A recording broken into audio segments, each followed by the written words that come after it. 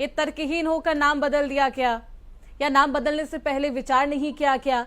अब जो वहां के स्थानीय लोग हैं उनका ये कहना है कि ये जो राम जी वाला आपने कर दिया है, पहले मियाँ वाला था राम जी वाला, क्या किसी मुस्लिम शब्दावली से परेशानी थी इसलिए नाम चेंज कर दिया क्या आपने फैक्ट चेक नहीं किया है? श्रुति जी, मेरी फुटेज आप तक आ रही है क्योंकि मैं किसी भी पैनलिस्ट को और आपको नहीं देख पा रहा हूँ। ठीक है, आपके पास कोई दिक्कत है तो उसे ठीक करवाई जाएगी, लेकिन आपकी फुटेज हमारे तक आ रही है सत्यवीर जी। आपको मेरी वीडियो आ रही है? बिल्कुल। श्रुति जी, मुझे लगता है कि जितने भी यहाँ पर पैनलिस्ट है, खासकर कांग्रेस के जो प्रवक्ता बैठे हैं यहाँ पर, हमारे भारतीय जनता पार्टी के कार्यकाल को उन्होंने कितने नजदीकी से देखा है, हमारे कार्य को किस नजदीकी से देखा है। मुझे लगता है कि उन्होंने अभी तक उस बात को समझ नहीं पाया और समझ भी नहीं पाएंगे। जब 2014 में इस देश में सत्ता परिवर्तन होता है, सत्ता परिवर्तन नहीं होता है, एक सांस्कृतिक परिवर्तन भी यहाँ पे देखने को मिलता है। आप जब 2014 में आदरणीय प्रधानमंत्री मोदी जी को देश की जनता देश का नेतृत्व देती है, भागदौड़ देती है, तो आप देखिए कि उस समय के अखबारों में क्या लिखा जाता था। चाहे जापान का अखबार हो, चाहे यूएसए का अखबार हो, चाहे रशिया का हो, जितने भी बड़े बड़े देश है उन्होंने क्या छापा था कि पूरा अब भारत वास्तव में कॉलोनियल सिस्टम से मुक्त हुआ है। गुलामी की जो मानसिकता थी या गुलामी की जो एक पैरेलल जो गवर्नमेंट चलती थी उससे अब भारत मुक्त हुआ है। तो वास्तव में अगर ये समझते, उस बात को समझते, तो आज इस बात पे ना आते कि उत्तराखंड में जिस प्रकार से कई स्थानों के नामों को बदला गया और आदरणीय प्रधानमंत्री श्री नरेंद्र मोदी जी ने लाल किले की प्राचीर से 15 अगस्त को कहा था कि गुलामी की मानसिकता से, गुलामी के जो प्रतीक है उनसे मुक्ति होनी चाहिए। और वास्तव में ये देखने को ये उत्तराखंड में अभी ये फैसला लिया गया, उससे अंदर देश के अंदर जहां जहां भारतीय जनता पार्टी की सरकार जिन राज्यों में या केंद्र में, वहां पर नाम बदलने का भी काम किया गया।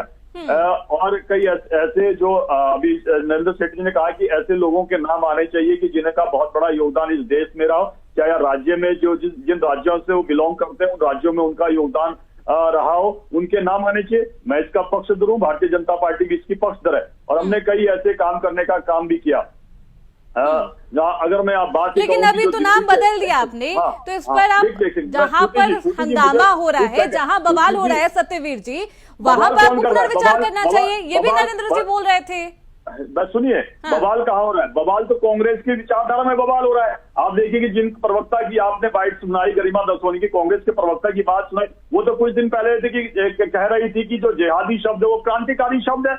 और जिहाद का मतलब जहां तक मैं समझता हूं, या आम जो जिनको ज्यादा जानकारी नहीं, कम से कम वो भी इतना समझते हैं कि जिहाद का मतलब होता है कि दूसरे धर्म के प्रति किस प्रकार का आक्रमण किया जाए, कैसे उनका सामूल नाश किया जाए। और जब बाहर से आए थे तो क्या गया उन्होंने जिहाद किसके लिए किया था? कि भारत की संस्कृति को छिन्न भिन्न किया जाए, यहाँ की जो जितने मंदिर खंडित किए गए, यहाँ की जो इमारतें है उसको खंडित किया गया, हमारी संस्कृति को जिस प्रकार से। अब आप गरिमा दसोनी जी की बात इतनी सुनते हैं सत्यवीर जी, सुनिए मेरी बात सुनिए, आप इतना ही मानते हैं गरिमा जी को, तो आप ये बोलिए, वो तो बोल रही है, वो तो आरोप लगा रही है आप पे कि आप मुद्दों से भटकाने की कोशिश कर रहे हैं। जो अवैध खनन का मुद्दा हुआ, ये तमाम जो मुद्दे हैं, मंत्रिमंडल का विस्तार होना है, आप मुद्दों को उससे भटकाने की कोशिश कर रहे हैं, इसलिए आपने नाम बदल दिया। एक तरफ मोदी जी, आप लोग कंफ्यूज हैं, वो तो ये भी कह रही हैं, भारतीय जनता पार्टी कंफ्यूज है। एक तरफ मोदी ईद की सौगात देते हैं, दूसरी तरफ आप नाम बदल देते हैं, और नाम भी वही बदले जाते हैं जो मुस्लिम शब्दावली से आते हैं।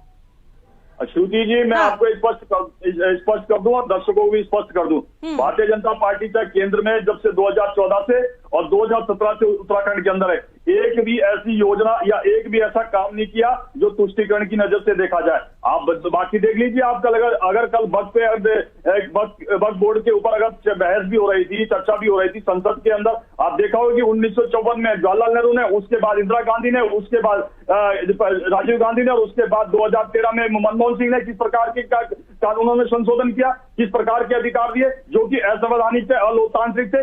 अगर उस पर कल चर्चा की गई है, सार्थक चर्चा की गई है, उस बोर्ड के अंदर जिस प्रकार की खामियां निकल के सामने देश के अंदर आई है, कांग्रेस का आपने रवैया देखा किस प्रकार का था, वो उन रवैयों पे चलती हुई आ रही है जो 1954 में जवाहरलाल नेहरू चाहते थे और 2013 में जो मनमोहन सिंह की सरकार ने सोनिया गांधी के कहने पे किया गया। और हमारी सरकार के, मैंने कहा कि 2014 से केंद्र केंद्र में 2008 2017 से यहाँ पर ये उत्तराखंड में एक भी ऐसा कार्य तो 2025 में आप क्या करने की कोशिश कर रहे हैं?